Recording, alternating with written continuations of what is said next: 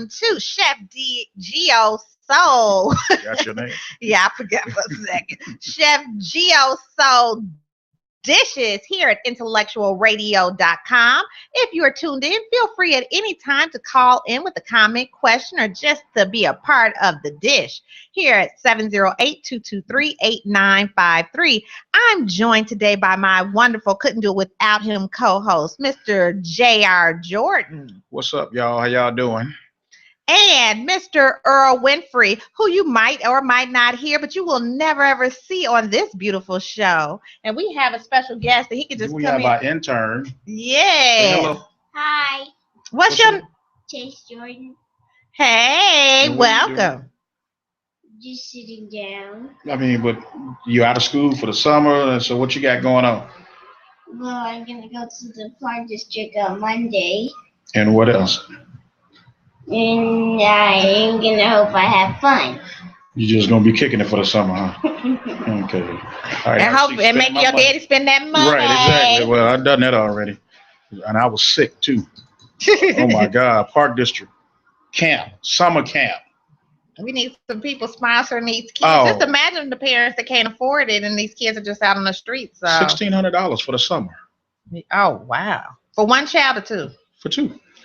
That's still a lot. Yeah, considering how my parents used to ship me off to Mississippi or Ohio. Yeah, y'all got to figure out a way to do that a little bit better. And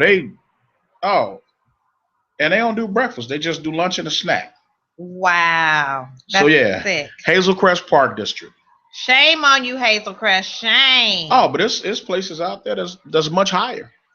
Oh my goodness. Oh yeah, this Just this give stuff your is, child a safe place to be over the summer. That is Yeah. sick. Now the one thing I will say about them is that the kid is going to have plenty of activities. They're gonna rip and run and play all day.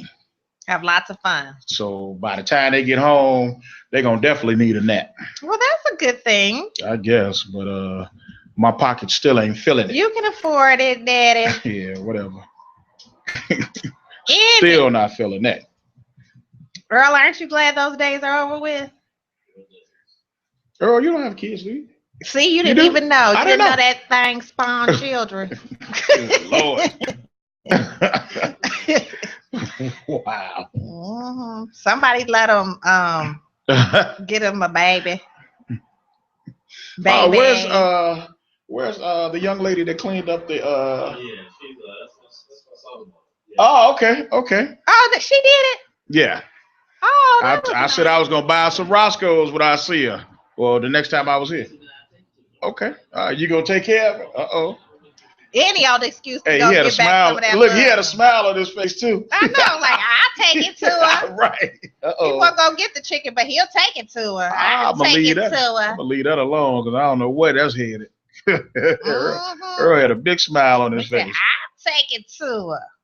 Go on, Earl. Trying to get that old thing back. Anywho, tonight, as you see, I am paying homage to my great grandmama Kizzy. Wow, really? Yes, I'm serious. And I got on the rip clothes and everything else, honey. My great grandmama might not be Kizzy, but somebody like Kizzy or somebody they named Kizzy. So I'm just paying respect to the sisters before me, like way before me. So Yes.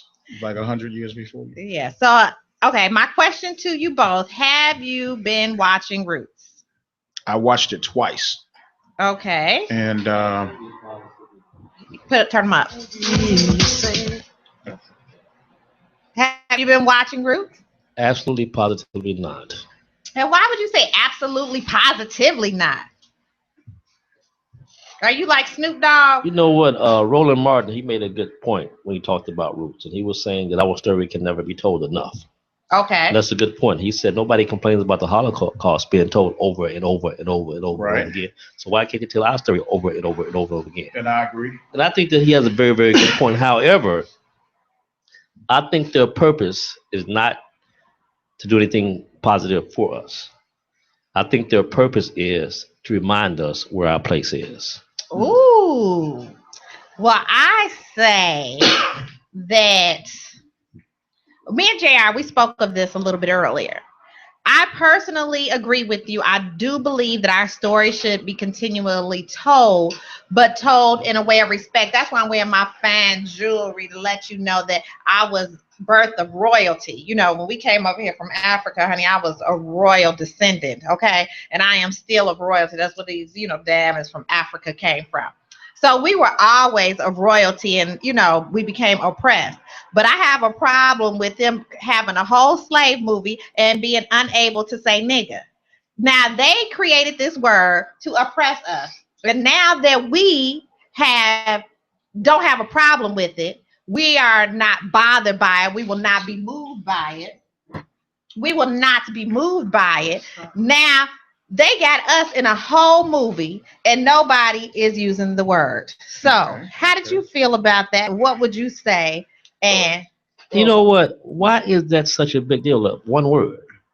How can you erase that from our history and act like that word just was not sitting up so there? So you telling me that you wouldn't enjoy the movie unless you heard the word nigga, nigga, nigga, nigga, nigga, then you would enjoy it? Well, I would if they at least. Wasn't so much. No, you're taking that out of context. What I'm saying is white folks have it where they're trying to get us to be able to unuse that word. They're trying to get us not to use that word also. But the only reason they don't want us to use it is because that's one word that they personally cannot say. So they are putting it in a position where they're trying to just take it out the vocabulary because we will not allow them to say Okay, personally, I think what you're saying is just crazy. Well, that is your opinion, and give me a reason why. I'm gonna tell you why. Because you know what? Your medication. White folks love saying nigga. They can't say nigga. Who said they can't? Who said they can't? They said they can't. They've been saying it forever. On television, they've been using the N-word after the OJ trial. You will not hear that word on television. Maybe not, but folks are using the N-word every single day. Trust me. Somebody someplace watching this show right now. Somebody right now calling you a nigga right now. Oh yeah, I'm sure they are, but they got enough sense, right? But not to say it out loud or so that anybody. So why does that bother you? My thing with it. I trust and believe. I don't want to hear them say it because I'll be snapping and going off and I'll be doing all of this right now. But I'm saying to show a movie of history, and you believe me, if they showed a movie on the Jews, they would be calling them. What do you call Jews? I forget the word that they were called. That was negative. What, cheap?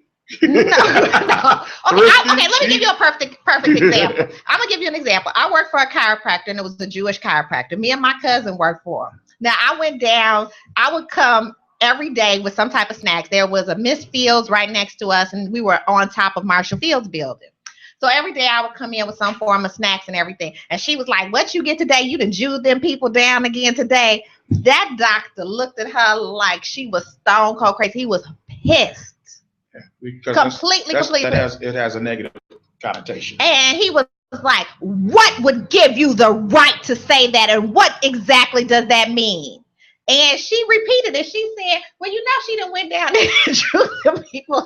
Wait a second. She done went down there and Jewed them people down, got all kind of discounts on that stuff because of the fact that it was used in her household. She did not realize it was a problem." And he asked me, "Did I realize the problem?" I said, "Oh, no, definitely. I understand that Maxwell Street is Maxwell Street, and it's not Jewtown." I went into all of that with him. So he was mad at her, and shortly thereafter, he let her go.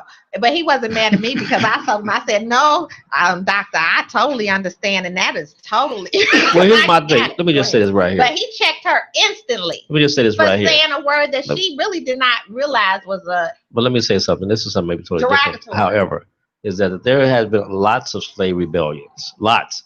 There have been lots of slaves who cut off heads of masters, right, and burnt down plantations. And how many of those movies have you seen? That's what I'm saying. Why we can't see some of those shows? But you only seen one. Yeah. What, Django? That wasn't even real. Well, it was funny. But I enjoyed it. But what I'm saying is I want to see more movies where you got these white folks getting their heads cut off. Were they running instead of us? Exactly. Yeah, my thing. That's history. That's history. The whole new rich thing is this. Okay, like for example, take for instance Harriet Tubman. Right. Now that's very big right now because right now she's going to be a $20 bill. But Harriet Tubman also said that a lot of people don't know who she was. She freed a lot of slaves, but she could have freed a lot more if they realized. But what I'm saying is, how many movies have you seen about Harriet Tubman and what she's done? None. Not right, a lot. maybe one Not or a lot. two. You know what I'm saying? See, they don't want to talk about that. But I You figured don't they talk about need to rebellion. leave a classic alone. They will not remake Schindler's List. They should not have recreated Well, Roots. That was a waste of money. The thing with the new Roots is this for me. The 2 episodes that I saw, proper talking Negroes on that movie. the 2 episodes that I saw is soft shell. From Oxford. It's soft shell, and the original series, you saw all the horrific stuff that happened. It was raw. You saw everything that happened. Want to kill a white person. And you on Who this killed the white person on this one from the 2 that I saw, made you want to. from the two episodes that I saw, it lulled you to sleep. Like, oh, slavery wasn't that bad. Are you kidding me? Exactly, and that's what they want Are you us to kidding believe. me? No, they gave you the nice, real smooth. They showed Chicken George. I ain't seen slave nobody master. getting whipped. They showed Chicken George's I ain't seen slave nobody master getting raped. giving him half the cut from the chicken, the Right. cockfight. Right. I was So like, they better stop playing. yeah. So my thing conversation was here. I couldn't see it because Man, George, I couldn't have done it without you. they didn't keep it real enough for me. Yeah. I mean, I that's just my opinion on it. And I watched 2 episodes, and plus I thought the actors wasn't that great. They were from. I didn't really like the actors. So basically, you would enjoy more beatings. I wanted to see the realness. Yeah, I want to see raw. I want to see raw. I want to see like it happened back then. You're gonna tell the story, tell the whole story. Don't tell half the story. But I can honestly Don't bury tell it in the library. You know, in 2016, we're already on in Trump running. We're already on the verge of a race riot. The last thing we need to see is Roots. Well, do you know my mother said back when Roots came out, she was on the bus and she said white folks wouldn't even look at you. They were scared to ride the bus. They were like, hotels were quiet. Yeah, but they ain't scared. Not with Trump running. You know. And she said not only were they quiet on the bus and looking straight ahead and didn't want to look at you and looking down, she said it was a very, very tense time. Of course. And you know what? I just had a host here recently who I went to, I'm not sure if it was Atlanta, but someplace where they have like a slave museum. mm-hmm. And she said that it was the same exact situation today on that bus ride to the slave museum. White folks did not want to look at them black folks. Oh, no, because it's a very uncomfortable feeling. My mother said it was tense. You bet not, black folks on the thing, like, you bet not look at me or say it. They would be like, today we're going into the new, my mother, they was going to say news, but you just couldn't say, you just take in out the vocabulary during that time. She said it was very, very tense. And she was working at a downtown hotel, and she said it was overly tense. But you know what? I've experienced that before. When I went to go see Rosewood, after it had been out for a long time. Okay. I went to one of the last shows, so maybe like a 9 p.m. show. I was in Dallas, Texas. Okay. There were maybe like 35, 40 people in the movie theater. And I promise you, everybody felt some type of impact from it. But when I say all them white folks did not look at you, they were quiet. Everybody was in complete silence when we left the movie theater. In Rosewood, I actually liked that one. That was pretty good. Oh, Rosewood, I've only watched it one time. I watched it one time. I cannot watch it again. It was so sad to me. I see that every time I get a chance to, every time it comes on. And the other movie with the attorney, with the girl, and he played it and said, what if this was your child or whatever? The attorney, the attorney, the fine white attorney, and he was representing Sandra Bullock was in it, and Samuel L. Jackson was in it. Yes, I've only seen that movie once. I cannot watch that movie again. That is like one of those. That was dealing with some racist issues that just had me feeling some kind of way. So I watched that. Movie, I don't care, but I only watched it one time. That was one time too many. It had me too in my feelings, along with Rosewood had me too in my feelings, and so I've only watched them one time. That's all it took to understand that I don't want to be that upset with white folks. Oh, okay. I see. Mm-hmm. I'm telling you the truth. Earl. So you say it's ridiculous for me to feel that way because I feel it was just too soft. They were too proper talking. Nobody talked. I just, like I said, I wish they could have kept it a little raw in regards to the realness that happened back then during that time. They kind of glossed over everything. They made it. And they was walking too. There was no need for the remake of Roots, period. That's what I said. I said that originally. I said that.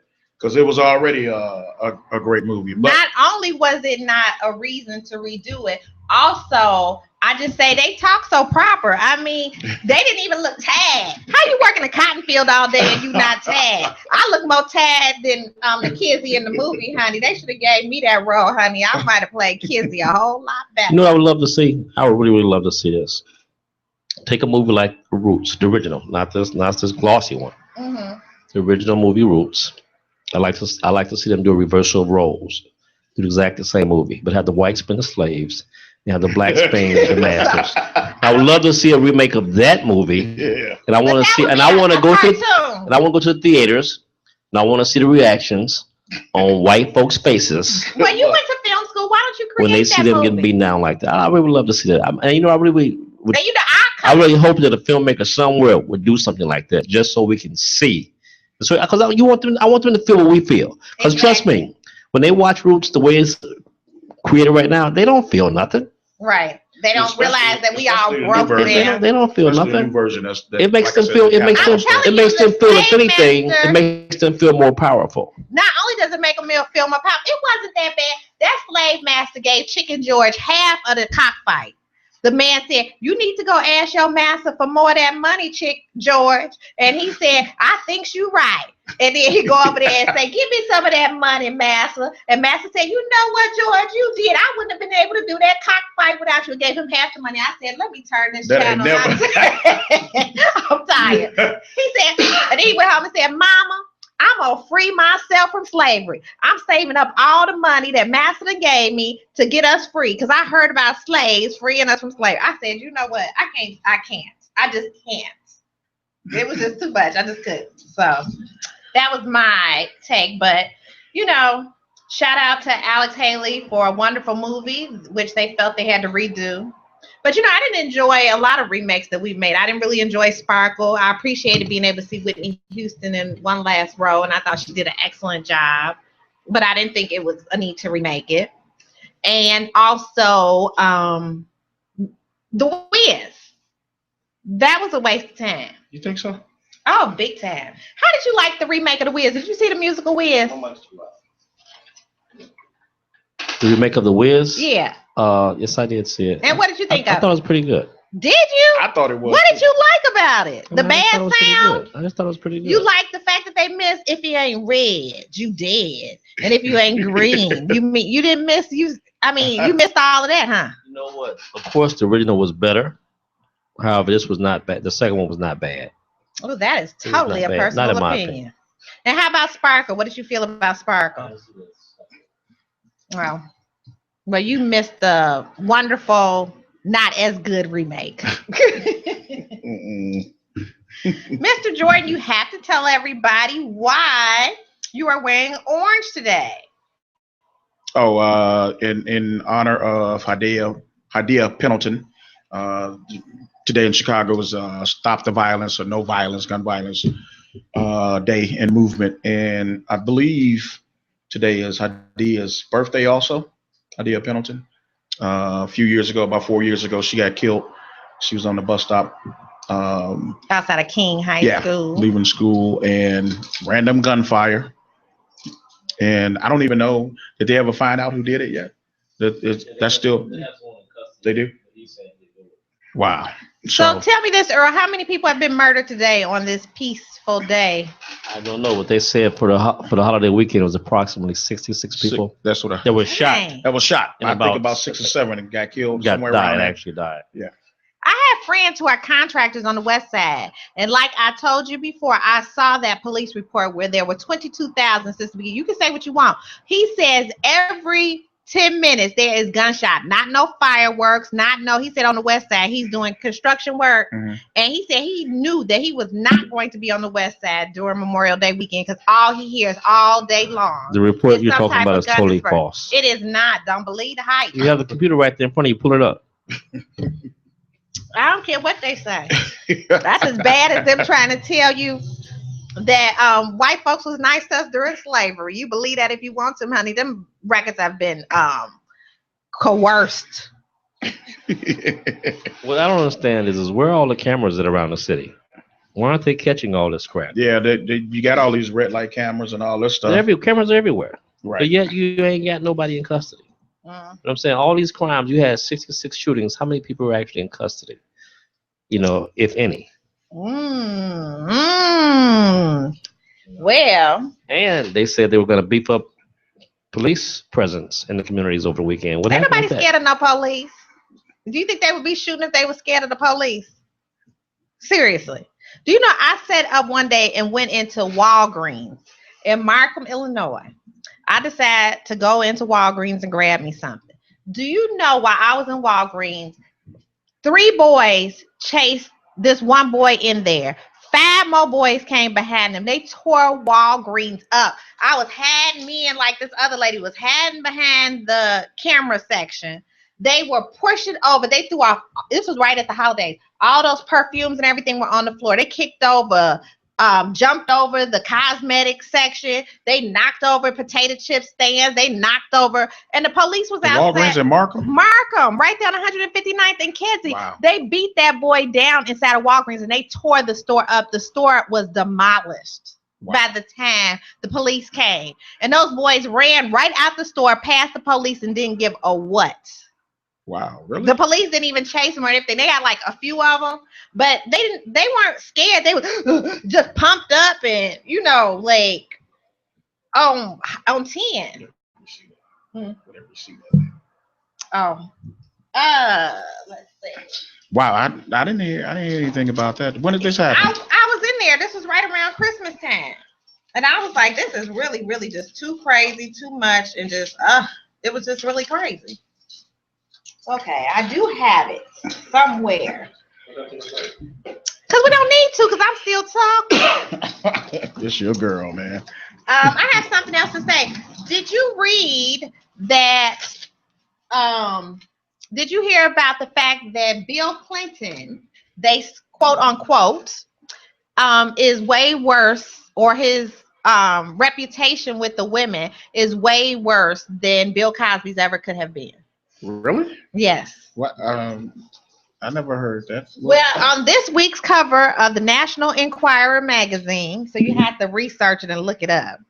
They said that Clinton has a whole lot of victims. Really? Yes, honey. Did you hear about that, Earl?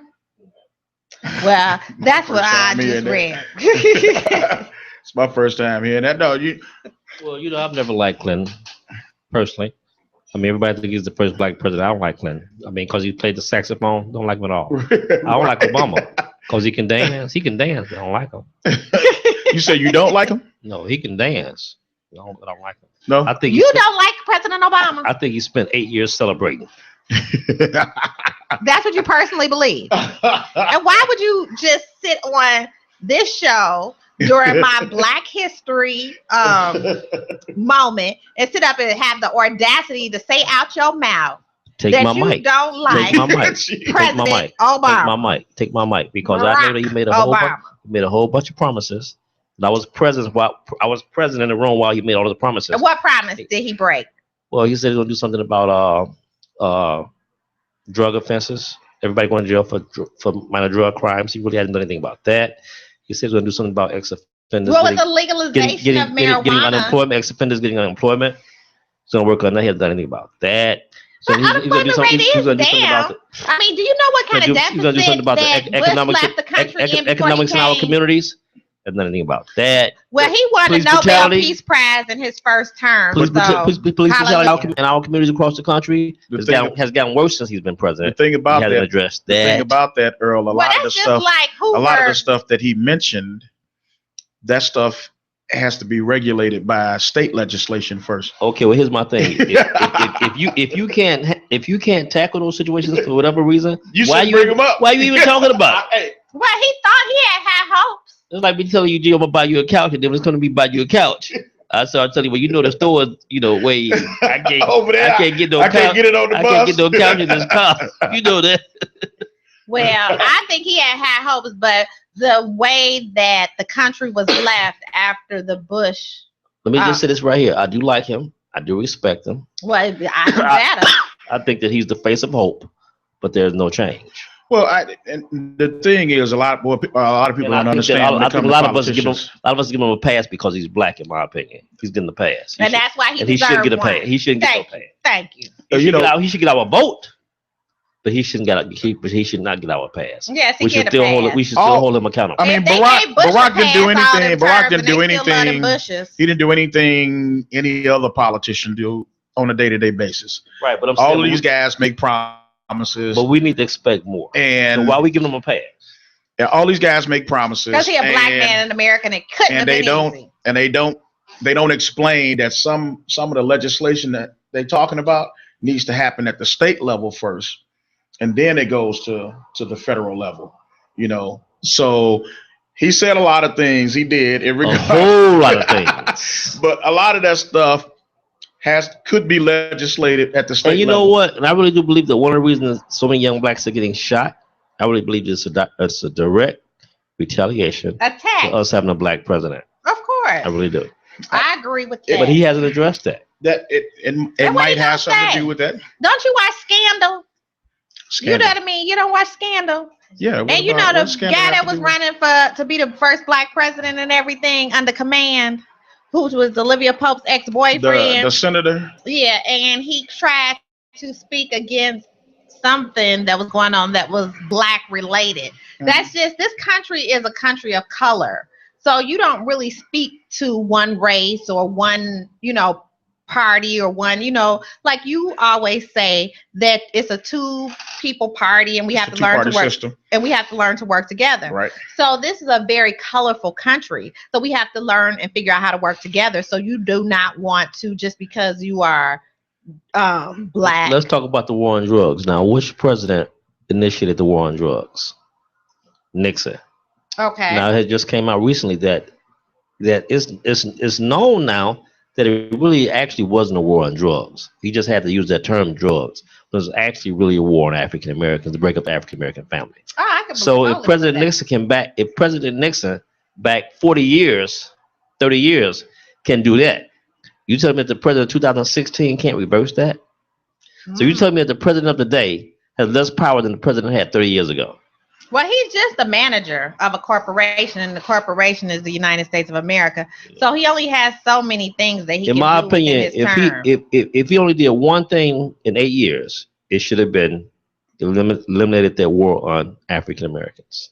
That's the one thing. If he had done that one thing, just that one thing, I would have been happy. See, the problem with that, not only at the state level. Well, he allowed you to be able to marry your fellow man if you wanted to.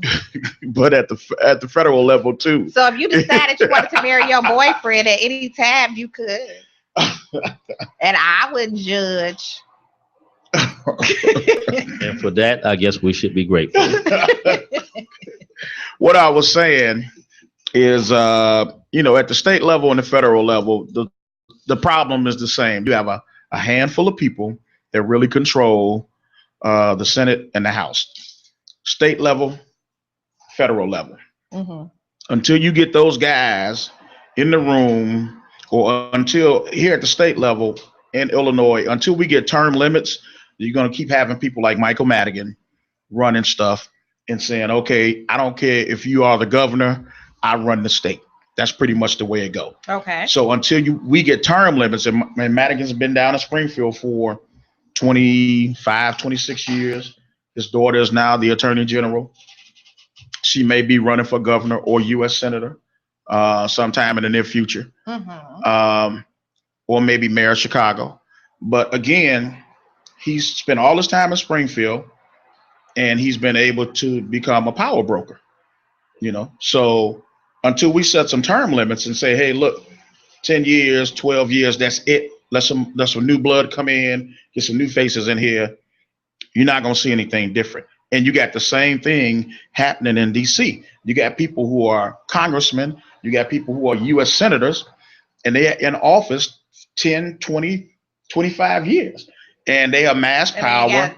They amass power, and they don't think about, they're so disconnected from the little people right now. The people that really need the service is ridiculous. So like here, the budget ain't being passed. They're shutting down agencies. They're closing down stuff. They're laying people off. They're so disconnected in Springfield. You would think that would resonate. Woo! We got But the it doesn't. best guest in the world. But Bought us some chicken. it don't Sorry. resonate with them. So until you get term limits and you get some regular folk in there in office that's going to be able to feel that pinch because they haven't amassed all this power, then you're going to keep getting the same thing. You're getting state or federal. It don't matter to me. You know what having a black president helped me to realize? It has helped me to realize something. Having a black president. The black folks got soul. No. Go ahead. What having a black president has helped me to realize that we as an African American race in this country have absolutely, positively no power whatsoever. Because no matter what happens to us, all we can do is just beg.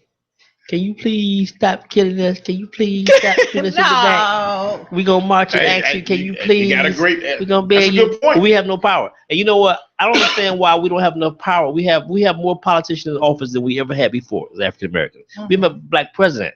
Why do we always have to beg for stuff?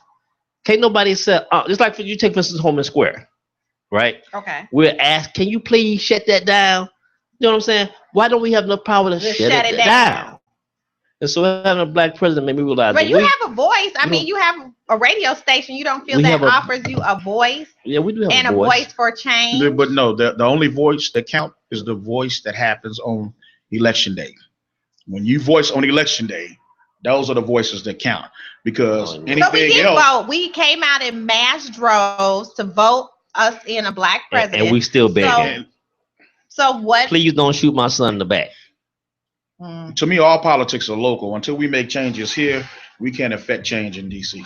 So then what was the point of caring about the fact that we have a black president if you guys are saying that it makes no difference?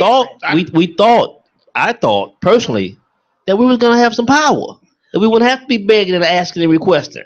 I thought that we were going to have some power. Think, like you said initially, the reason why they want us to watch, what was your reason for saying that you felt like they wanted us to see? To remind us of our place in society. So remind us of our place in history. Seeing a black president for young people like Chase and different folks, it allows them to see that they could be anything in the world that they want to be, even the leader of the free country. And you know what? And somebody who can win a Nobel Peace Prize. And for that, I give kudos because he is the face of hope. Yes, and that's a wonderful thing. He is the face of hope. So if we have to have a face, then why not have a family that's civilized, looks good? I mean, even he got swag. He can dance. He can dance. No, not even dancing. He can dance. He can dance. You're just jealous because you can't. No, but I'm saying he look good. He does look good. He does look good. He does look good. Michelle represent. We got a whole lot of hope. All this hope and no chance. We got 8 years of hope. Them kids, they looking good. Okay. I mean, he can dance. You know what I'm saying? He cool. He got a pimp too. Yeah, when he coming out. I'm gonna give you. No, he has given us all the hope that we could. He gave us the hope to last for the next 25 years. We got hope. But let's hope. I want to see some change. I want to see some change. Chicken at? Pass me some chicken. Can you pass me the chicken, please? But you know what? But I do love Obama. I do love Obama, but I do feel like he has not done anything but celebrate it for the past 8 years. Ooh. It's been a celebration. But if you think about it, getting a black president. And what's the best way to celebrate? You should celebrate for 8 years. But still, come on, do something. And what is the best way to celebrate? For us. Do something. Here you go. Chicken for you. Which one is Uncle Remus. I just ordered 5 of them. I hope I don't get shot. I wanted 3. Get some chicken. I got this. Here you go. Chicken for you. Just, mine is going back. Okay, well, here you go. And here you go. Really? We on there. We so ghetto, y'all. Y'all all grab that chicken though. We divvying up our chicken while we live on the air. And we could have just took a break. And look at Earl. He ain't even stopped to break and wash his hands. Can we take a break so we can bring our guest on, please? Okay, you have to talk. Okay, we do have 2 wonderful, wonderful, wonderful guests. I thank you so much if you have tuned in and are listening to Chef Gio. So this is here at IntellectualRadio.com. We have 2 wonderful, wonderful guests. Tell them about our guests and a little bit about what their bio states. We have... Earl can't stand that. You don't see that saying? We have Mr. Wilborn Garrett. Woo! He's a financial planner. Woo! He's going to sit here and we're going to talk about a few things, and so we can stop seeing. And he bought the chicken, y'all. So we can stop seeing these GoFundMe pages. We're going to talk about you have a problem with the GoFundMe? We're going to talk about some burial expenses. We're going to talk about financial planning. We're going to talk about some retirement stuff, some disability things. We're going to talk about some life insurance. Woo! So we're going to talk about some things like that to kind of help our people out, give them some information. And guess what? This stuff don't cost a lot, y'all. It really don't. What's not a lot? It's not a lot. We're going to let Wilborn get into it. We're going to let Will. He's going to come in and he's going to, trust me, we budget for what we want to have. So. Okay, I got 2 stories about some insurance that lapsed. So yes, I'm ready to talk to him. And then we have find out how the other gentleman possible. is, he hasn't called me yet, but Minister David Gathers. He on color folks time, and it's right. okay. So we'll see where he's at. But in the meantime, we're gonna take a quick break. This is the root for and the after root. we come back, we're gonna have Wilburn come on and sit down with us. And I want to ask him what he thought about the new roots. But I want you guys to take a listen. June 11th is the Hot Mix 5 35th year anniversary. At McCormick Place. I'll be there, and then we're gonna have a whole bunch of other people that's going to be there. So we're kind of responsible for house music, the way things have been going in regards to house country. So this young lady right here, her name is Kim Sims. She has a new tune out. I'm a great supporter of hers, and she has a new house song out. I want you guys to take a listen to it. Are we gonna be jacking it up? Yeah, we're gonna be jacking it up. So yeah, we'll be right back, and then we're gonna come back. We're gonna talk about Rojo cigars. So we're gonna stay talk about. tuned in. You are listening to IntellectualRadio.com. We're gonna talk about a couple other things also. So check out Miss Kim Sims, y'all. And legends were made. We have Frankie Silk, Maurice too, Hardy, Carol, and the chosen few, Farley Fingers, and Joe Smooth, Marshall Saunders, and the Hot Mix group in the city. Deep down in the city, deep in the city, deep in the city, down deep, so deep, down deep.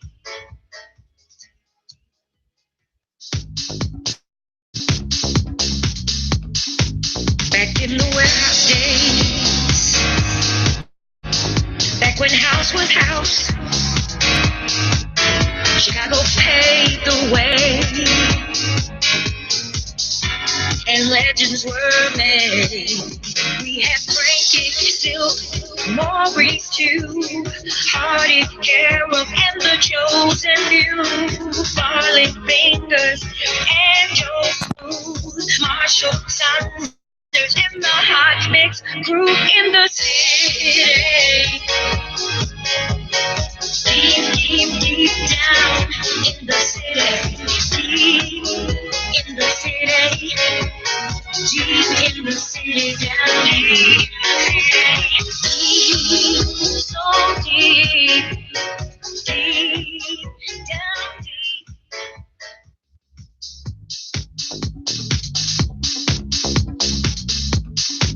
Back in the warehouse days, back when house was house, Chicago paved the way, and legends were made. We had Frankie Silk, Maurice too, Hardy, Carol, and the chosen few, Farley Fingers, and Joe Smooth, Marshall Saunders, and the Hot Mix group in the city. Deep down in the city, deep in the city, deep in the city, down deep, so deep, down deep.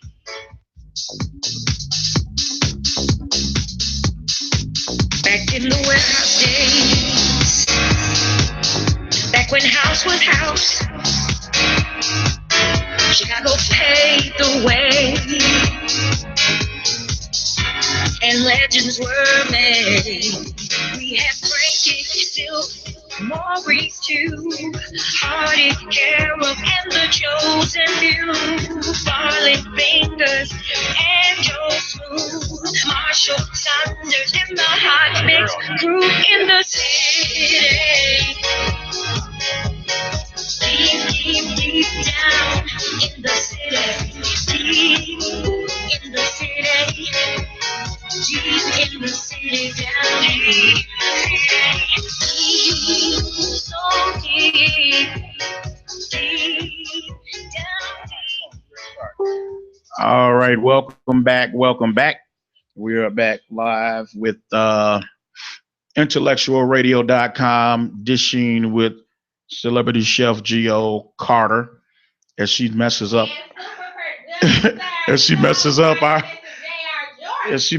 live feed on my phone. So we kind of all over the place tonight, Facebook. But my guest don't want none of this chicken, but it don't smell good, I know. We have a guest who's going to come on and share some information with us in regards to financial planning, things of that sort. I'm excited to have Mr. Garrett here. Mr. Garrett from Western and Southern Life. Welcome to the show, sir. Thank you for having me. Yes, welcome. I'm so excited to have you here. Again, glad to be here. His office, okay, as we speak to him, he is from Western and Southern Life. That is an insurance, retirement, and investment company. He is a financial representative. His office is located at 15321 South 94th Avenue, Suite 101 in Orland Park, Illinois. His phone number is 708-428-2483. And as I'm filling out all this information, I have to tell you that our sponsors, because without them, we would not be here. One of our sponsors is Rojo Fine Cigars. I was saying Rojo. I smoke cigars. Oh, Rojo Fine Cigars, and Wilburn does also. Rojo Fine Cigars, located at 101 South Halsted, Chicago Heights, Illinois, turning a hobby into a lifestyle. Rojo Fine Cigars. Tomorrow night, on top of I Love House Music Fridays at Lavu, we have Rojo is having an event, a Jameson pairing with cigars tomorrow night at Rojo. Then we also have We Are Taxes, Mr. Byron Taylor, located at 18664 Dixie Highway in Homewood, Illinois, right next to Liberty Food Services, 668 Dixie Highway. And we're gearing up at Liberty to do our summer program, and it's getting ready to kick in gear, and it's going to be crazy for the next couple of weeks. We have, is it Grat Spot. And I don't have the Grat Spot info. I don't know the information yet. The Grat Spot people, but we'll get back to them. So welcome to the show, sir. Again, thank you for having me. Mr. Wellbeing. Yes, ma'am. Weldon Garnett. Oh, okay. Well, I'm glad, Kizzy was trying to teach Chicken George how to write and to speak English. And it's spelled, white folks just be having us all confused because his name is spelled Welbon. Now, I would have sworn that, but because of the English language, it is Wellbeing. Well, tomato, potato. Well-bond, well-been. I like it. So it's actually Welbon? Welbon. Okay, Welbon. Okay. Oh, Bun. Welbon. Well, yeah. I like that. It's a side. Is that a family name? Yes, it is. Okay. I was named after my great-grandfather. He was delivered by a male midwife in Mississippi. In lieu of a payment, they named him after the man that delivered him. Wow. So that's how the name came about. Okay. It means the tree by the pond. And I like the name so much, I gave it to my 21-year-old son. So now I have bored you for exactly 60 seconds with my name story. That's interesting. That's interesting. So yeah, give us some information in regards to what you do and how what you do, how our listeners can, they can take advantage of some of the services that you guys provide. Sure. What we try to do, and the reason that I reached out to you is we want to educate our community on the importance of life insurance. JR, we're from the same hometown. Yep. A lot of us kind of remember the policy man coming on Saturdays Yep. to see our people with the small ledger book and writing down so that, great grandma and grandma would make sure they can go to Hammond and Prowl for their services. But we're trying to educate our folks that insurance is like anything else. You want to get it while you're young and healthy. That's true. You want to, take advantage of the lower pricing while you're younger. And also, as you grow older, you want to make sure that you assess your insurance levels to accommodate your changes in lifestyle. So as you buy a house, as you have kids, cars and credit cards, you want to make sure that your insurance levels match all your new responsibilities. There are a lot of nuances that we don't understand. Just to give you an example, a married couple with a home, if one of them comes to their untimely demise, well, the surviving spouse is responsible for the mortgage. Mm-hmm. Now you take the $100-something thousand they owe for the mortgage. They probably have at least one finance car. Obviously, we're going to have credit cards. We might have student loans. Well, all that has to be taken care of in addition to their final arrangements. And a lot of times with life insurance, we sometimes we become short-sighted and think final arrangements only. But our thought process needs to be income replacement. Okay. Because again, in that same similar scenario, if a father who makes $50,000 a year, if he passes at a young age, say 40, well, from 40 to 25, $50,000 a year is $1.125 million. That's not available to the family anymore. Okay. Now there are programs. Social Security does provide survivor benefits, but it's not going to be the same amount as the take-home income that the husband was bringing in, and now unfortunately the family that he's left behind has to make choices on their lifestyle, if they can stay in the same home, if the children can go to the schools or colleges that they had intended. So it becomes a ripple effect that can change a family dynamic. Mm-hmm. That's true.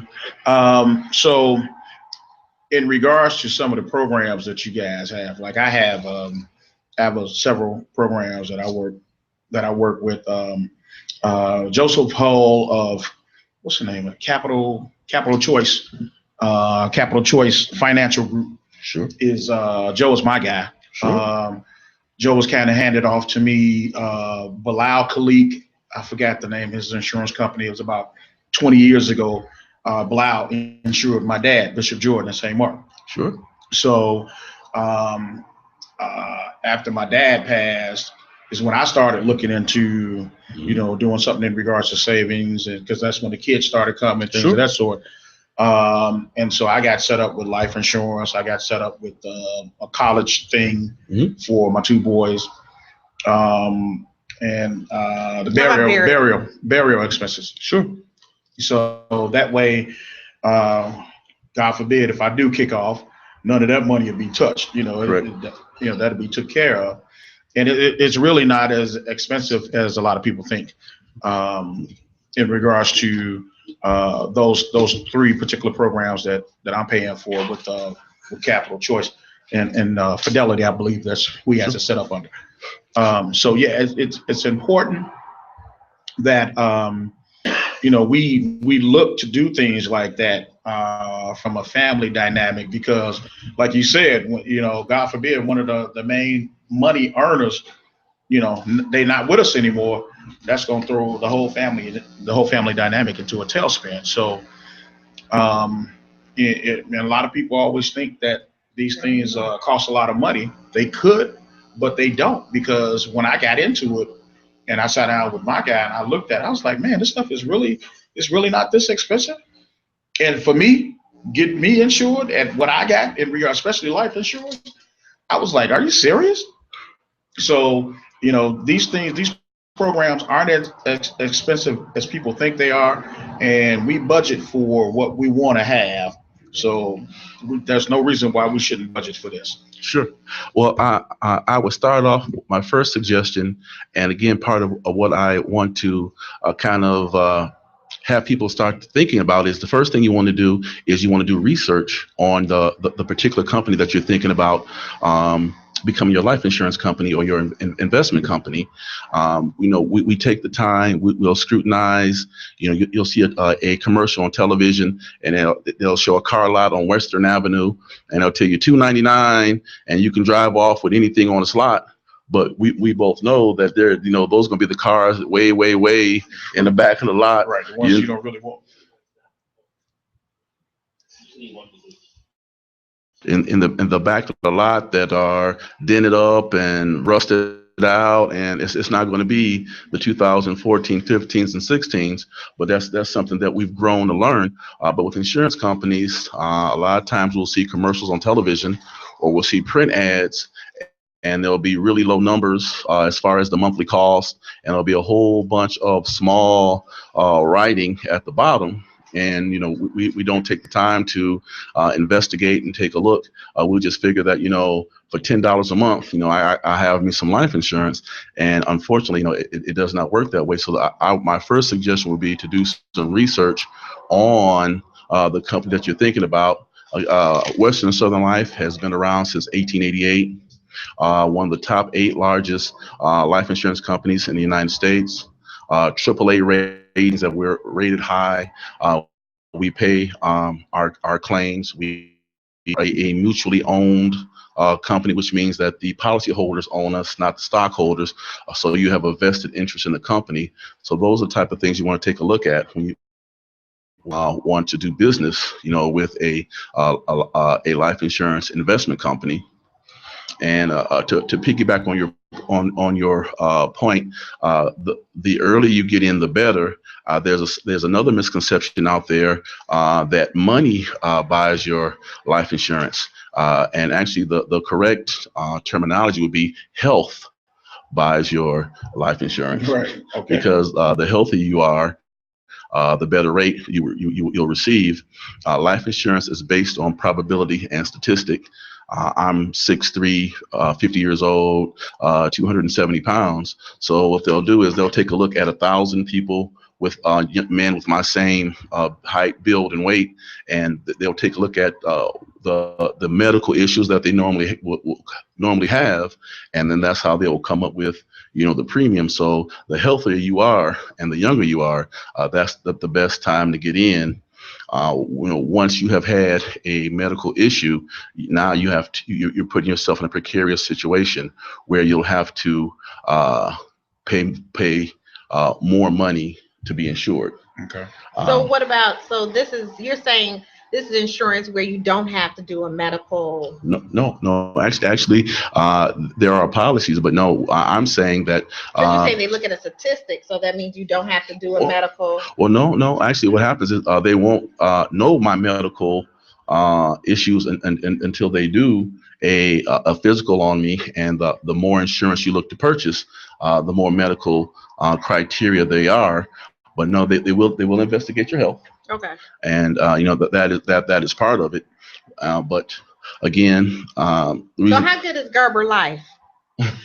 I've seen Gerber Life on the Maury Povich show. That's one of my guilty pleasures. I like I like to hear Maury say, "You are not the daddy." My daddy. That's my daddy show too.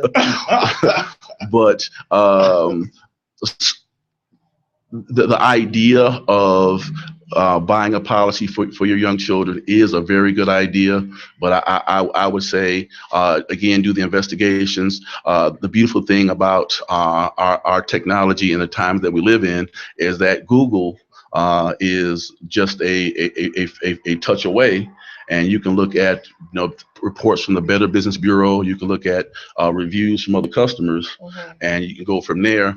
But I tell my customers that you want to deal with an agent You want to be able to call me and say, hey, Welbin, you know what? Something ain't right. I need you to come by the house, or can you sit down with me? And I just found out that, we're expecting another baby and I need to redo my plans, versus calling a 1-800 number or having to email and wait for someone to get back to you. So I think the personal touch is very important, especially as you get to know your agent and your agent gets to know you, because it's a very personal relationship. Because as we go through the initial meeting and fact find, I'm asking some very personal questions. And to get you to the proper insurance level, you have to give me some very honest answers. Now, obviously, it's going to be kept, on a professional level.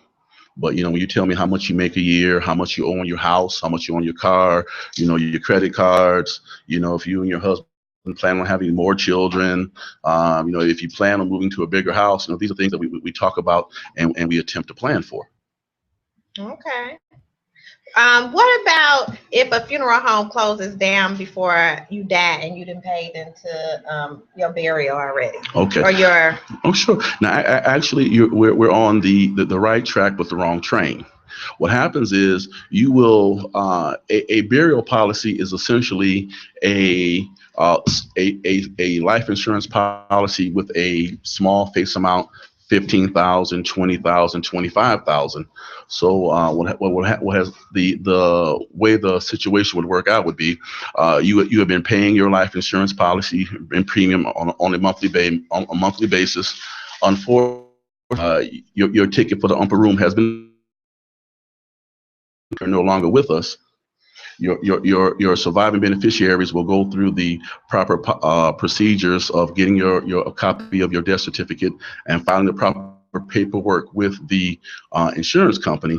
Okay. And then you will let the insurance company know what funeral home your loved one is in or you plan on using. And correspond back and forth. Let them know that you have, of course, life insurance policy, and that they at that point they can go ahead and proceed and allow the family to make the arrangements that they need to make. Okay. I was just heard about a situation with a friend where they didn't get their insurance money because of the fact that the father had been paying his whole life on an insurance policy. Okay. His whole life. And so by him paying his whole life and everything on the insurance policy, oh goodness. Okay. Sure. Right. I'm trying. Okay. I didn't mean to do that on purpose. She we're watching live on the laptop. I was trying to say hey to everybody. You need to look down that list and I say saw hi that. to the folks. I'm getting ready to speak to people. I'm just trying to be courteous. I'm just doing. So, anywho, what I was going to tell you is he had been paying insurance his whole life. And when he was paying his insurance his whole life, he had Alzheimer's. Okay. 2 years before his death. Okay. So a year before, I think he was missing too. Okay. I mean, I have the whole story, but I think he was missing for a year. He had came up missing the last year of his life. So they were looking for him. Okay. And he had Alzheimer's. So he had stopped paying the insurance policy. Now the insurance company had been taking it out of the account all the way up until it was no more money. Okay. But the insurance company never contacted the family to say that the money was not, in the bank and we couldn't take any more money. So a year, mind you, now the insurance had not been paid in 1 year. Correct. But it had been paid for 50 prior to. So they were trying to get $1 million policy. And the company said there was nothing they could do because it had not been paid for the last year. Correct. But this man has medical Alzheimer's on record. And they won't get him their money. Okay. Well, now that's a lot of nerve. I only have some of the details, so I will give you as specific an answer as possible. The first issue that comes to mind is that life insurance policies are on an annual basis. So either the agent that originally serviced the gentleman, or if he was passed off to another company, but someone should have reached out to them either by phone or by mail. Again, like one of the things I mentioned earlier was just to assess his insurance levels, to double check his lifestyle, to see if the insurance levels that they had him at presently would service his lifestyle. So that would be the first thing. So there should have been some type of correspondence from the insurance company and the gentleman, either by phone or by letter. And then from there, if they moved, he had Alzheimer's, right, so he wasn't responding to nothing. Right. Then the second thing would be, and I say this with no malice, one of the things then at that point is at the point in time that he could no longer conduct his business, the family would have or should have made a decision of someone getting power of attorney and being able to take care of his business, because he was no longer able to make cognitive decisions. Okay, but if they did not, so their money is gone. I mean, that's what the insurance company. I would say, I would be like, get an attorney, because now you're going to have to look at a legal form of representation. Now, this just happened to my friend like less than a month ago. Well, I'm just saying, do they have an attorney? Because it has to be some liability. There was no recourse because of the fact that if the policy isn't paid, then there's nothing they can do. But he had been paying on the policy for his daughter is 40 years old, over 40 years. No, I mean, I definitely understand it. And from time to time, you do hear of sad stories along those lines. But those would be the two things that pop into my mind, that, someone there should have been some correspondence as he renewed his policy annually. And again, I place no blame on the children, but as his Alzheimer's was becoming more of a serious issue, then at some point in time, someone needed to be, because he could no longer. Okay. And sometimes the flip side of that is sometimes, unfortunately, we don't know about power of attorney, and Sure. And what steps do we need to take to make sure things keep rolling when it comes to handling mom and daddy's business. Or so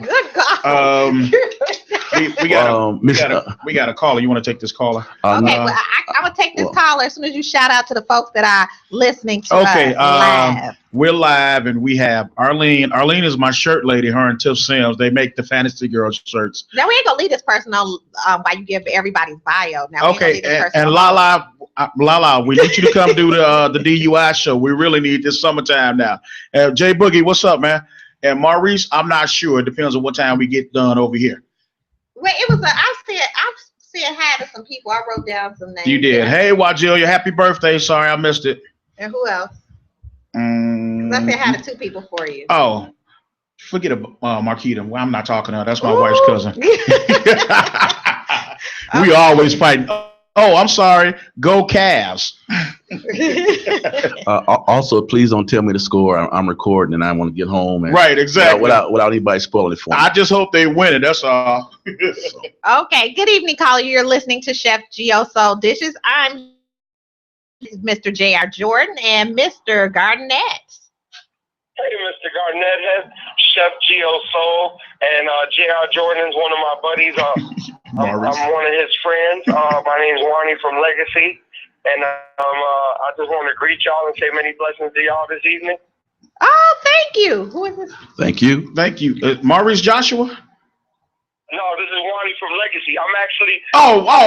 Wani. What's up, Wani? Yeah, what's up, baby? That's the freestyle, but that's my freestyle buddy. Music contract at DJ International Records. They call me Baby Randolph and Holston. Right. Yeah, no, that's my freestyle buddy, man. Look, we talked about you coming on the show, man. When you gonna come on and spit some rhymes for us? Oh man, I got him. I'm redoing some of the old tracks, records, songs, and stuff like that, man. I got some stuff cooking with Rachel Kane and them. Okay. And she's out in France right now. She's working with some people out there, and we're supposed to be meeting over in Los Angeles over there pretty soon. Over there by my little brother Fernando Rodriguez. He did some of them records with CZR. Okay. Some of y'all might know him as Disco. He was the host block TV for a while. Right. Okay, that's what's up, man. TMZ and Love and Hip Hop and all that right now. Right, that's what's up, man. Thanks for calling in. Wow, thank you. Will you be at the McCormick Place on June 11th? June 11th, of course. I will be there. You gonna be on JR? Man, who you? What time? So Dude, we could put that out there. I couldn't even tell you. I don't know just yet. I'll reach in. I'll check in with Farley or either Tony, and find out exactly what's up. You know me. I haven't looked into it yet. I still got to put my performance track together. Oh man, you know what I'm saying? I'm gonna try to get up there. I'm pretty sure you're gonna be by the main stage. I heard those guys were up on the Windy City Live, right? Channel 7 today. They had the Hot Mix 5 on there, the whole Hot Mix 5 group on there. So yeah, that went pretty good. I actually did watch it. It was pretty nice. They represented very well. Oh, wow. I know I DVR'd it. I'm going to have to catch it later. But, man, y'all have a blessed night, man. I just want to give all praise and honor to God and to Elohim and to my apostles over at Cornerstone Church in South Chicago, USA. Thanks, bro. Thanks for checking in with us, man. Thank you for calling. Look forward to meeting you at the McCormick Place on June 11th. Yes, man. And that's next Saturday. Yeah. Yep, next Saturday. So I'll see y'all soon. See you soon. All right, brother. Thank you. Bye-bye. Ooh, honey, that was a nice call. Oh yeah, that's Mr. Juan. If he's a freestyle legend, and he does a lot of freestyle. Got sick spit flow. He can go. Yeah. One of so my you gotta Hispanic get him brothers. here. Yeah, we actually talked. We talked about when I first started coming on the show. I talked to him. I spoke with Donnie DeVoe, a couple of. Oh, you did mention that, right? Too. So me and Wani had talked, but I got busy. He got busy. So now it's time to come back full circle to that. He'll definitely come on in, and he's a ball of energy too. So yeah. I see. Oh yeah. Good memory and everything. Oh yeah. Okay, so tell me this. So are you a house head? Actually, I like house music, but I wouldn't call myself a house head. I guess to make JR laugh, those old Celebration Station days, I'd post up in my balloon basketball jacket. I do a little something, but but that I left it up to Bernard Wilson and Walt Frazier and Clarence, those Clarence Phillips, those guys. I let them do their thing. But I'd enjoy the music, but I don't too much cut a rug. Did you go to the softball game Vernon had? Memorial Day. Me and Vern talked quite a bit. In addition to playing on the team together way back in '84, we're both referees. But I am once I can no longer jump. I switched to golf. Oh, okay. And I happened to be out of town on a golf trip, but he sends me the invitations every year, and it's my understanding is it's a real good time. I get to see a lot of old faces and check up on people, especially now that it's just so crazy out here. That's true. So will you be at the McCormick Place on June 11th? I will not, but you all shake it up for me, nonetheless. Okay, definitely will. So, okay, let's continue to talk about finance, investments, retirement, and insurance. Sure. Okay. All right. Let's go. All right. Well, I'll tell you what, I got just a real quick overview. As far as insurance goes, there are 3 types of life insurance. There is whole life, which builds cash value and dividends. There's universal life, which is a little less than whole life, and depending on the policy, can build some cash dividends. And then there's term. Term insurance is the temporary, just like the word means, term for a certain amount of time, 5, 10, 15, 20 years.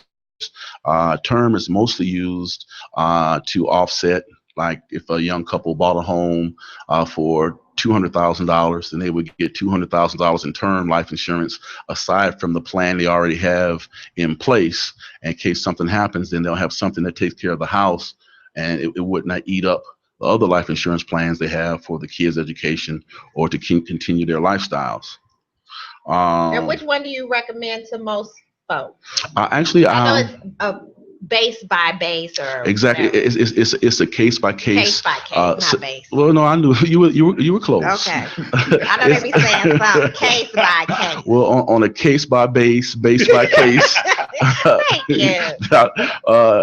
Scenario, I would suggest a combination of whole life and term, because that way you're building some cash value and some dividends, but also you can use the term to offset the higher you would need to, again, if you're looking to offset the mortgage, finance vehicles, student loans, credit card debt. That way you can get a higher amount of insurance without having to come out of pocket, which I was saying earlier, that it doesn't cost an exorbitant amount to get insurance to cover your needs. Okay, answer me this. Now, my grandmother and grandfather were married up until the time my grandfather passed away. So then, of course, they would not have been married. Right. However, they were never together. Like, I never knew them to be in the same household. Okay. But they were married. Sure. So my grandmother, in the meantime, had a few boyfriends. Mm-hmm. She wasn't married. She was married on paper, but she wasn't with my granddaddy. Like, I never knew her to be with my granddaddy. Okay. So, and I'm sorry, just to read between the lines, Granny was a player. No, my grandmother, I mean, she could have been, but I'm saying she got tired of being married. Not sort of, kind of, but she got tired of being married. And when she got tired of being married, she was left her husband, so they were no longer married. But they were married legally, but they weren't, they never lived in the house. My grandfather died when I was 20-something years old, early 20s, but I had never known them to be together. I understand. Okay. So she had a few boyfriends in the meantime, and she used to just get insurance on her men. Okay. Like, can you still just get insurance? Like, if I want to get insurance on Earl and everything, can I get some insurance for you? Y'all should see Earl's face. Oh my I'm God. just asking. I'm not saying I'm your woman or nothing like that, but you know what I mean? She could just pick random men and just have insurance on them. You know what I mean? So she has some checks coming in at some time in her life. So I'm just saying, is that possible still? Well, first of all, Earl, this sounds like an episode of CSI. So I'm a little concerned. So this man don't eat no vegetables. So, but I don't know. I'm not gonna tell you that until I get the insurance policy. So just explain to me, would it be easy enough for me just to pay you some money and get some insurance on him? And actually, unfortunately, the answer is no. Oh, I can't get no insurance on him no more? Actually, what you have to have what's called an insurable interest. So, for instance, if you all had a child together, or a house together, or a business together, but you have to have some. Well, I pay him some money every month, so I have interest in this business. We on some kind of profit sharing. So do I have? Well, actually, then from there is a policy available. It's called everything. that particular type of policy. I keep these doors open. It is it's common in business. It's called a key employee. A key employee. And actually the criteria or to a key employee would be that Earl is so valuable that we can't find anyone off the streets to do the type of job that he does. Because I heard him expounding on roots, by the way. Yeah. But so because we can't find anyone just off the streets to do Earl's job, we insure Earl with a life insurance policy, and then that gives us an opportunity for the business. And I'm the payee. The business is the payee. Okay. And what happens is at that point, that gives us time to do a search and train someone to fill Earl's big shoes, but the business not lose any money. But if he dies in the meantime, I get a check. Well, first of all, now that you've kind of now that you kind of now that you've told on yourself, myself and the Broadview Police would have to, at the very least, perform some type of investigation. I'm not going to kill himself, honey. Be a person of interest. I'm just saying, on June the 2nd, Earl was in good health, and on June, he looked like he was in good health. So the Prince last time he performed too. And then on June the 3rd, we can't find Earl. I'm just saying, I can't be an accomplice. You will be a person of interest. That's what he's saying. But how much would I have to give you today to start a policy like this? If without thinking of me killing him or something like that. All right.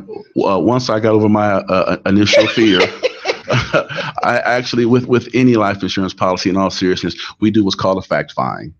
So we'll sit down somewhere. We'll ask again some personal questions, and that's where the relationship part comes in, and we'll try to figure out the amount of debt that you have, the things that we want to protect, and then from there we'll come up with a number. And then from there, one of the things that I tell folks is that peace of mind comes with a bill.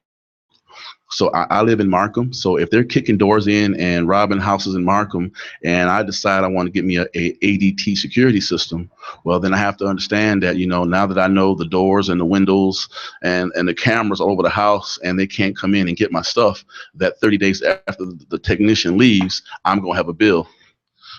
That was a bug. I was like, wow. She was stealing on you. I was like, I done gave her this. I done gave. So, but that is how the process works. So the biggest thing to understand is that we have to work within your budget, but most importantly, from the consumer's point of view, that peace of mind does come with a bill. Yeah, do these young women still think like old women? Because my grandmother used to have insurance on a few men. So I mean, do young women still think like that? Well, actually, right now. Two things. We try to educate young folks that now is the time to get in as far as, life insurance is concerned. And also now is the time to start thinking about, retirement. I saw something that was very interesting, that if a 25-year-old puts up $100 a month in a financial instrument that pays 12%, in 25 years, they'd be a millionaire. Oh, wow. And, a lot of times, and I definitely, people in glass houses can't throw any stones. But, when you're in your young 20s, you're worried about the car and the clothes and, you know what? I cannot confirm or deny. Did she say how? that was a worry of mine that back in the late 80s, early 90s. Wow. But, those are the things that, that we're trying to, educate our young people about. And actually, I think some of the disconnect is that, as parents, that if our parents haven't taught us, then we can't teach them. And then from there, you're waiting till you're 35, 40 to start your financial planning. And at that point now, you're in a race because you have to make up for lost time. That's true. Okay. So. We've talked about, you ain't told me about how much I got to give you tonight to start a policy, and that's what I thought most insurance agents wanted to do. But that's policy owner. Here's the thing. Here's the thing. At Western and Southern Financial, we try to differentiate ourselves from Alex Trebek and Maury Povich. I can't promise you $10 a month. And and I don't have the fine print to show at the bottom of the screen of all of the exclusions that pertain to that type of policy. So what we'll do is, from a professional standpoint, okay, I'll take your name and number, and we'll sit down and we'll have a professional business meeting, and we will either discuss a key employee life insurance package, or as a matter of fact, while I have you here on the hot seat, who do you have your life insurance through? Jesus Christ, Almighty God. No, I'm just kidding. Prudential. Okay. Yeah. Sure. I think it's Prudential. Tell TT Danielle. Okay, all right. Prudent Care.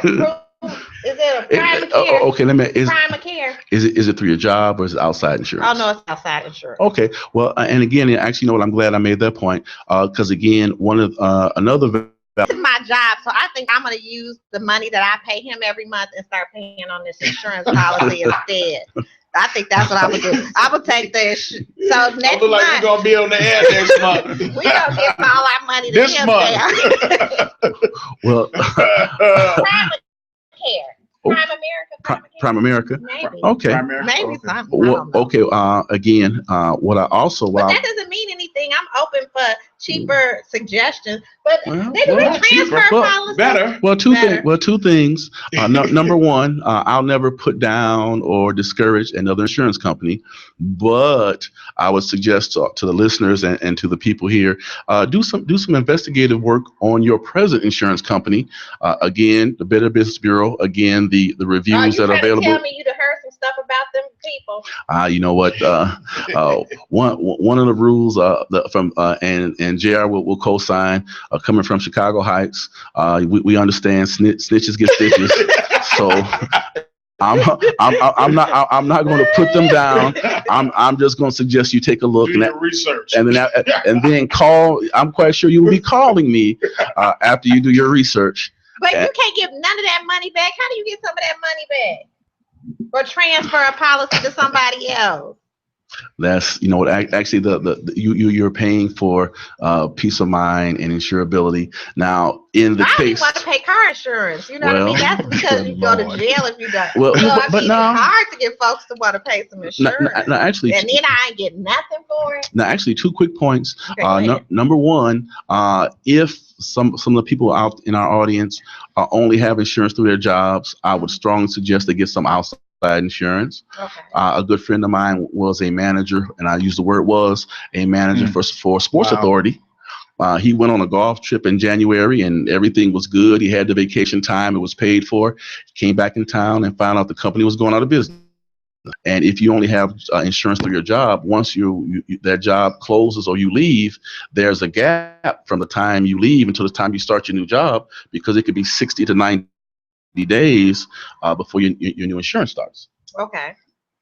So then also, now to answer your question, if you are with a reputable insurance company that you like, there is a procedure called convertibility, and what that means is if you have term or if you have a low face amount insurance, then they will allow you to convert some of that you've given them to the new policy because you are with them and you're upgrading. Okay. Okay, that's interesting. Oh, So, you guys out there listening, if you got any questions, we got a few minutes. You guys want to ask a few questions to Wilburn? 708-223 Will Band 8953. So give us a call if you're out there listening. You have some questions in regards to insurance, financial planning, especially if you're from the Heights. Get us, brother. We all need these types of services, and it's one of the things that we like to do on the Geodicious program is put different people in front of you guys. So these are all services that we need, so we can stop doing all these GoFundMe accounts. well, also with the GoFundMe, essentially that's just a newfangled way to say pass in the hat. Right, exactly, and that's my point exactly. That's my point exactly. So and I do understand, but also I just wanted to really let people know, please don't procrastinate. You never know what can happen tomorrow, and once you have a health issue, then you put yourself in a situation where your life insurance is going to be more expensive. Right. And one of the things, and I say it in a joking fashion, just say, for instance, I have a health issue and I apply for some life insurance and I get declined, or I get a high premium. Well, then I decide, you know what, I don't want to be bothered with company A. I'm gonna go to company B. Companies have banded together and they share their information. So why should company B have to go through your medical records and check with your doctor and send a nurse out to your home and incur that expense when they can just go to the records and see high blood pressure, you have diabetes, your height and weight are out of proportion. And they also will see that if company A either declines you or offers you a higher rate, then they're going to do the same thing. Because that should be against the law. Well, you know what? I guess I respectfully disagree. Hypothetically, if I'm out here in Broadview acting a fool and I get a warrant, and like the good old days, they say, you know what, boy, we're gonna send you down home because obviously Chicago's too fast for you. And I go down to Alabama acting a fool. Well, when the Alabama police pull my police records or to put me in the system, and they're gonna see I have a warrant. And so it's that's. But then that's basically the insurance company setting a rate because they're making sure that you pay exactly what. Because if you know what the other insurance company did, and hopefully they did their due diligence, then they're setting a rate, and so you have to pay this rate. There is no insurance company pretty much cheaper than the other. Well, I wouldn't say they're setting a rate. I'm just saying a mutual agreement that they use to save money. Because why should I go through the whole gamut of tests and requesting records and incurring charges to do that when it's already been done? That's true. But then the moral of the story is the onus comes back to us, because if number one we would have got in earlier on the ground floor, we were 25 and slim and trim and could run half a mile without losing our breath, then we would get a better rate. And then once you're insured, then you can gain all the weight you want and let your health go to pot, because now you're insured. And I say that in jest, but Right. but that's kind of how that works. But that's part of what we have to keep in mind as we educate ourselves on these topics. Yes. And then as far as the retirement planning, hand in hand with that also, you have to start in your 20s, have a plan that you want to, execute and have an idea when you want to retire.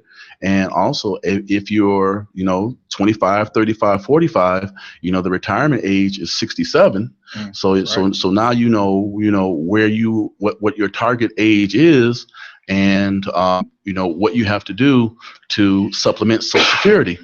Oh, also a quick tidbit, because we were talking about Granny being a player. My grandma, but I didn't say she was necessarily no player. She was something like him. Well, I'm sorry. I'm just. I'm just playing. That's even better. Well, you know what? All I'm saying is next barbecue or Thanksgiving dinner, I know who's gonna be sitting at the kids' table. But also another tidbit that a lot of people don't know: if you're in your second marriage and your first marriage and your second marriage lasted over 10 years, and it comes the time of your untimely demise, both your ex-spouses split the survivor benefits of your Social Security. Wow, really? Really? So, you might not stand them no more, or you don't speak to them anymore, whatever the case may be. But, whatever you got coming from Social Security, half go to spouse A and half go to spouse B. That's I ain't nice gotta worry to about know. that. But those are the type of things you'd have to keep in mind, because now you have to have a enhanced retirement plan, because you know that if something happens to you, that your spouse is only going to get X amount instead of X plus one. Bad. Brother, we have to have you come back. We have to have you come back. But I just want to. We're still live on Facebook Live, and you got a lot of people from the hood that we hung out with from the Heights, hanging out, saying hello. Lynn Collins, Lala, Hannah Kelly, 60411, baby. I saw a whole bunch of people. Who else down there? A couple other folks down there. Well, Arlene, I mentioned Arlene. She's my shirt lady. You know what? I did not watch Roots, but as you guys were talking about, Go ahead. what's going on, Biggie? But I think one of the things in Hollywood in general now is that there's just a lack of fresh ideas. Noreen That's a Halbert. shame. And I now there's just And remakes. Maurice Joshua said he want his meal. They're just invite him to the party on the 9th so he can start back up. Okay, we'll see. And also, number one, I'd like to thank you guys for having me. I appreciate it. You guys are very friendly. We definitely got to have you come back so we can kind of, like I said, get into, Sure. But did I do we a can good get some job more. trying to represent? You did a great job, Okay. and also I believe forward. I was at an event today, and I told a gentleman about you guys. He's a lawyer, and he does estate planning, wills, and everything. I have something to say. It's important. And so I got his card for you Okay. all, so you all can reach out to him and have him on one one time. Great. But that was a subject that we touched on before, and that's something that I think your listeners can also get that information. Okay, well, don't be turning that music up too loud. I don't care what Earl say. Hold on. No, seriously, it's important. I know the Blended Burger Project. Go ahead. Go ahead. Okay. I am an official participant in the James Beard Blended Burger Project. So I'm asking everyone, please vote for me. And it's hashtag Blended Burger Project. It's the James Beard Foundation. Please vote for my burger. So you just get on jamesbeard.org/Blended Burger Project and vote for Chef Gioso's burger. So I'm an official participant. I'm really, really excited. I made my first burger yesterday. What's it called? What was it? I'm not sure. I did my under 500 calories. Right, but it was mushrooms. It was porcini mushrooms. It was shiitake mushrooms. It was portobello mushrooms. It was good. It was and great. It wasn't dry. It wasn't bland. It had a lot of flavor to it. So this is for you to hang up here because you have an official participant in the James Beard Foundation. And this gives you an opportunity to cook at the James Beard House if I get enough votes. Thank you. Please, everybody vote. Come check out a burger. Get a burger from me. You have every day. Any day you call me and let me know you want a burger, I will make one of these special burgers. It's in whole wheat pita. It has special lettuces. There ain't nobody here. I don't know what he's trying to do. Lay on that couch and pull off his shoes and wiggle his dirty toes. We'll see y'all next week. Thank you for listening. Hopefully we'll have Miss Lala Porter next week. IntellectualRadio.com. Tune in next week between the hours of 8 and 10, and I know it ain't 10 o'clock yet. 8 and 10, and listen to myself, Mr. J.R. Jordan, and Mr. Earl Winfrey. Thank you. I put the